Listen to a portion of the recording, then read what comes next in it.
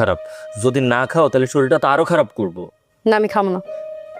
Doctor কি কইছে শুনো নাই? এখন তোমার বেশি বেশি খাইতে হইব। খাওয়াটা খায় নাও না। খাইতে পারি, কিন্তু আমার 2টা শর্ত আছে। শর্ত? কি শর্ত? প্রথম শর্ত, আমি তোমার কাছে মাপ চাইতেছি, তুমি আমারে মাফ করে দাও। আর দূর পাখি, আমার কাছে মাপ চাওয়ার কি আছে? আমি জানতাম তুমি তোমার ভুলটা বুঝতে পারবে, আর আমি এমনিতে তোমার উপর রাইগা নাই, অনেক আগেই মাফ করে দিচ্ছি। দ্বিতীয় শর্ত শুনবা না?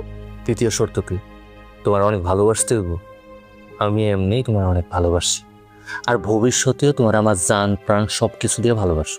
নাও এবার খায় নাও। না, তেমন কিছুই না। তুমি আমারে তালাক দিবা, আর তালাক দিয়া কাবিনের টাকাটা আমার হাতে দিবা। আমি তোমার লগে সংসার করতে পারবো না।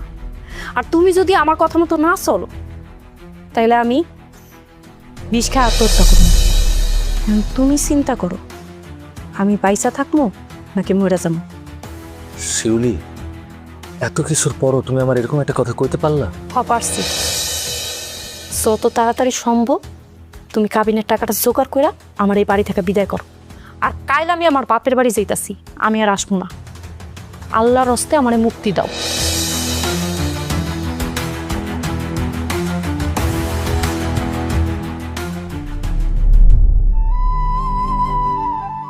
এ বন্ধু রাশেদ, এই কিরে, কি অবস্থা বন্ধু? কিরে, এটা নতুন বিয়া করছস, এই সময় মন থাকবো পুরো চনমনা, আলাদা একটা হিট থাকবো, পাওয়ার থাকবো। আর তুই কি মুরগির মতো বয়ে ঝিমাইতেছস? কিসে ক? আরে না, তেমন কিছু না। ওই তোর ভাবির শরীরটা ভালো না তো। ভাবি শরীর ভালো না? আরে আমি একটু আগে দেখলাম বাজারে অটোতে করে কই জানি যাইতেছে। তোর লোকে দেখা হইছে? ও দেখলাম তো, আর দেখে তো মনে হইলো না যে শরীর অসুস্থ, সুস্থই তো মনে হইলো। বন্ধুরে, তুই যেহেতু সবকিছু জানিয়ে গেছস, তাহলে তোর লুকায় কোনো লাভ নেই। আমি না অনেক বড় একটা ঝামেলায় পড়ে গেছি, আর এই ঝামেলা থেকে আমার উদ্ধার করতে পারিস একমাত্র তুই। ঝামেলা? বন্ধু, তোর মুখে তো আমি ঝামেলা শব্দটা কোনোদিন শুনি নাই।